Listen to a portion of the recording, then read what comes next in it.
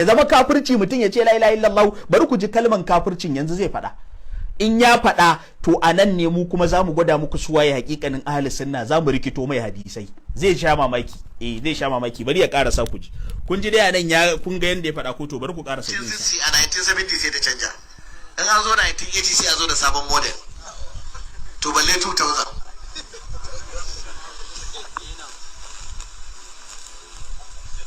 To sai in izara suka fara wa'azi suka ce fa ba haka ake zikiri ba. Yawwa. Kun ji ba?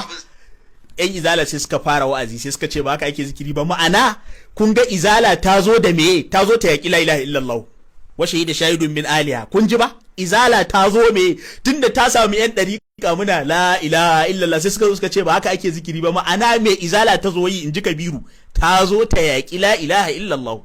Shine ma'anan maganansa.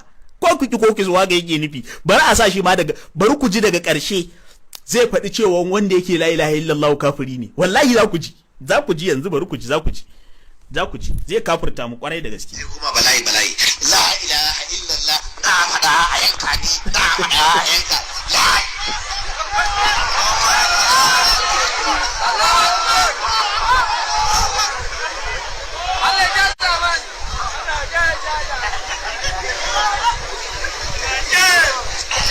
muka ce ba za mu daina wazi ba.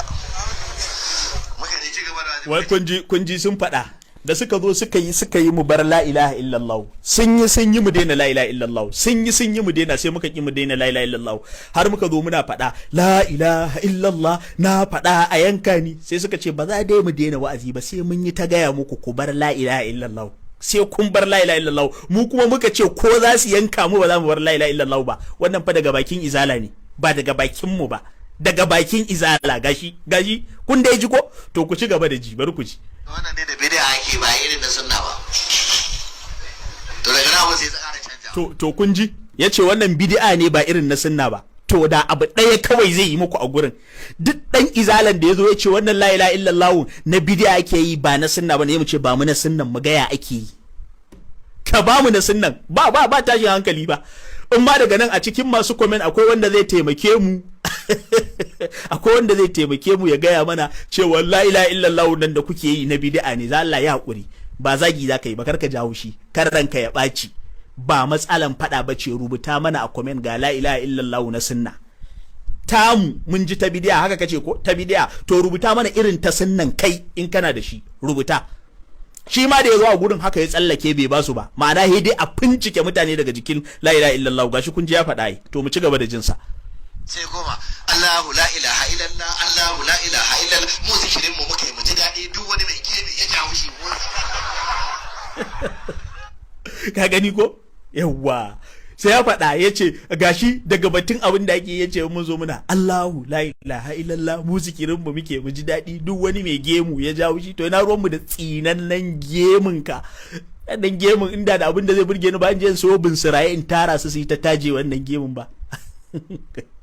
Tunda ne yana da kyau in haska wa mutane wani abu, bakin gemu muke ba. Ni ma yanzu kaga akwai shi a fiska na, da bana so da sai yin abin nan. Amma gemu irin wanda annabi ya tsinewa a cikin hadisi shine ba maso. Ma'ana gemun wahabiyya shine ba maso, tsinannen gemu.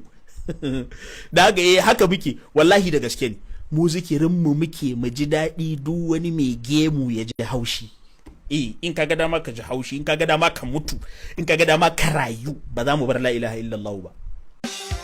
Shin kana cikin mutanen da suke shan wahala gurin neman data mai sauki? Wahalar ka ta yanke. A manhajar Directotek za ka iya siyan data, katin waya, electricity bill, har ma da katin buɗe jarabawar wa ko ne ku. A Directotek application ɗinmu yana nan akan manhajar Play Store da kuma Apple Store. Me kuke jira? Hanzarta ku shiga ku ɗauko wannan manhajar domin more wannan garabasa. Za ku iya tuntuɓar customer care ɗinmu ta wasa akan 091 63 66 5149. Directotek. Bukatunku su ne abin tunaninmu.